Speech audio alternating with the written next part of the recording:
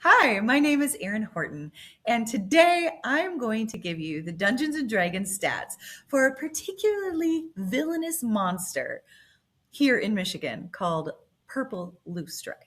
You can see a picture of Purple Loosestrife here on the screen with me. It is a gorgeously deceptive flower that did not originate from here. It is an invasive species. So first, I'm going to talk about the dexterity of this plant. I gave it a 14.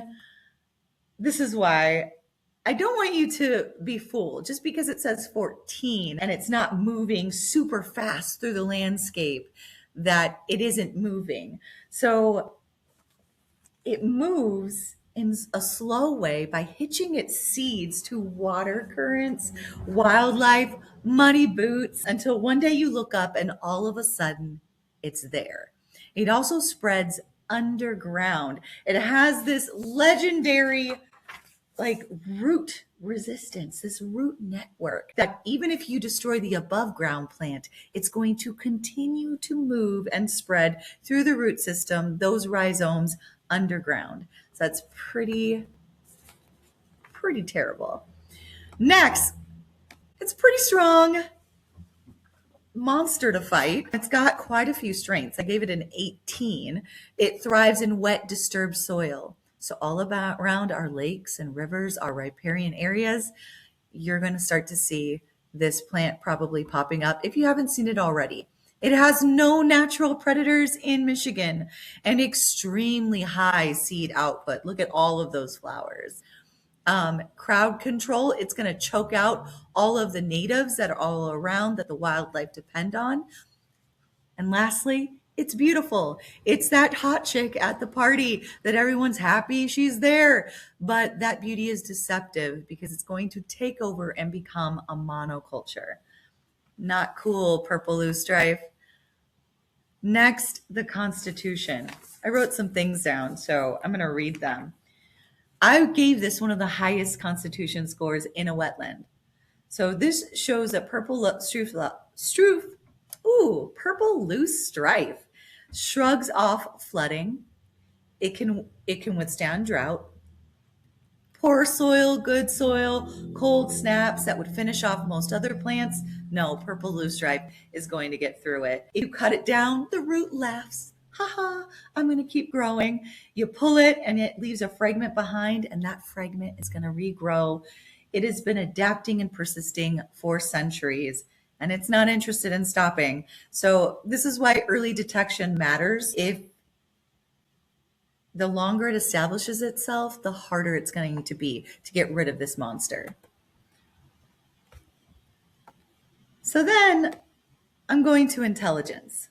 Now, I gave it an 8, right? Because I'm thinking of it as a monster, but at the same time, that low intelligence score is really what makes Purple Loosestrife so hard to stop.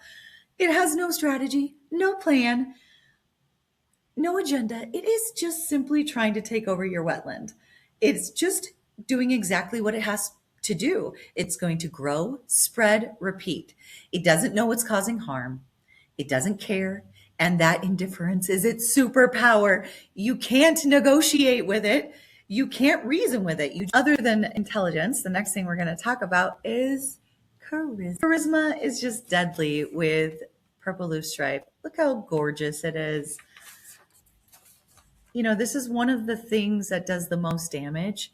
Purple Loosestrife being so beautiful along Michigan waterways, deep violet blooms, tall and swaying, lighting up the marsh in July. It's like a painting. People photograph it. People plant it on purpose. That charisma is part of their whole game. By the time someone realizes what they're looking at, the seeds are already in the water. And, you know, if you see it and think, wow, that's stunning, you've just failed your wisdom saving throw. Don't worry. Now that you know, you can make a difference. Finally, we have wisdom. They have a very low wisdom score. This is the lowest stat on their sheet. And here's what it looks like in real life. It has 0 self-awareness. It's going to happily colonize the same wetland that provides its own water source.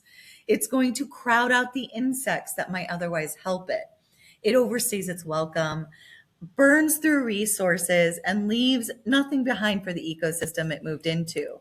So there's no wisdom, no restraint, no long game, just relentless expansion until there's nothing left. So luckily for us, that's exactly the kind of villain a well-informed community can defeat. So here are some of its weaknesses. Galerucella beetles, which I know you can order. You can reach out to your local conservation district or your local SISMA. In my area, that's North Country Cooperative Invasive Species Management Area, your invasive species management groups in your area to help you purchase Galerucella beetles. They are not cheap and they will help destroy this plant. You can cut off the head of this plant before it goes to seed and double bag it. That's one way to help limit the seeds getting into the seed bank. You can do targeted herbicide. Once again, it's best to reach out to your local invasive species management group to get advice on herbicide. Early detection equals early removal. And then lastly, inform your neighbors. Teach them, share with them, spread the wisdom of how to defeat this monster. I hope that helped. Have a great day.